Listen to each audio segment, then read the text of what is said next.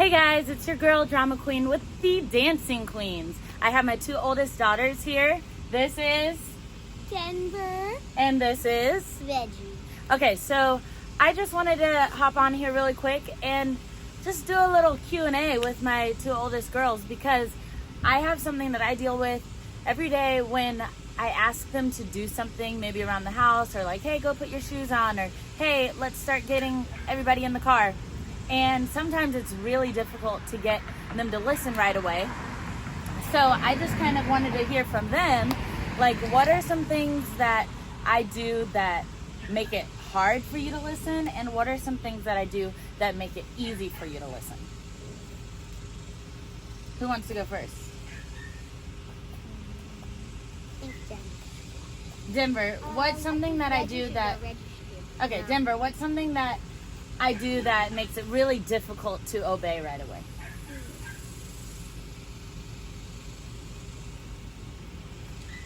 When you yell. When I yell. Okay. That was, Reggie, you think the same thing? So when I yell, that doesn't really work. Okay. So what happens when, like, I say something not yelling and you don't listen? How does that make you feel? Usually I tell you that I'm trying to do something, and usually I guess you ignore me or don't hear me.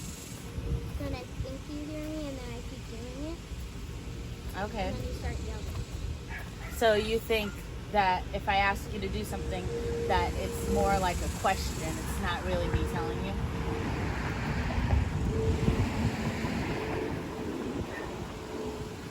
Not really. I just each time you ask if I can keep doing it, and I think that you do. So one of the things I said was when I ask you to do something in a nice voice, you think of it more of like a question. It's not really something that like you have to do right away. But then if I yell, then that makes you upset. Is that right? Yep. Okay, so what do you think is like a good solution then? Because I know for me and maybe some other moms out there, it's frustrating to, say, hey, please can you do this? Hey, please can you do it, with a nice voice, and then we don't get a good response. So then it makes us angry, but I don't want to get angry. I love you guys. You guys are my little, you guys are my little girls. Yeah? Yep. So what do you think is a good solution? What can we do? Maybe we could, you could tell us a few times, because sometimes we can't hear you when you say it. So sometimes you can't hear me. So what if I asked you, hey, did you hear what I asked you? Yeah, I think we should change it. Okay. Yeah, I think that would be a lot better.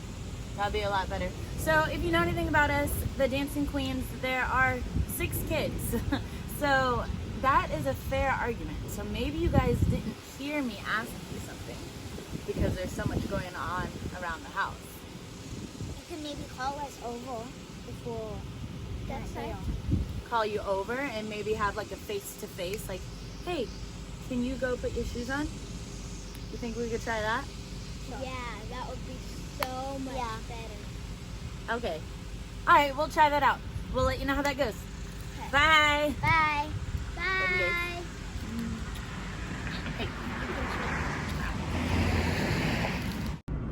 Bye. Okay, it's the next day, so here's a recap. I implemented some of the solutions that we came up with as a team, and I noticed that when I would ask them, hey, did you hear what I said? They answered yes or no. If they said no, then I would repeat it. If they said yes, then it was their choice at that time to really own up to their choices, whether they're going to make a positive choice or a negative choice. Because at that point, they heard what I said. They knew that I knew they heard what I asked. And so now they needed to take ownership of their actions. So it was actually very beneficial because I saw their little minds working and they made some really positive choices. I saw a lot of times where they would just give me a yes, mommy, or a yes, ma'am, and they would jump in and help. And it was so encouraging to see that something that they came up with, the solution that they came up with together and us together, it really worked. And I'm so excited to see how this will continue to grow us as a family.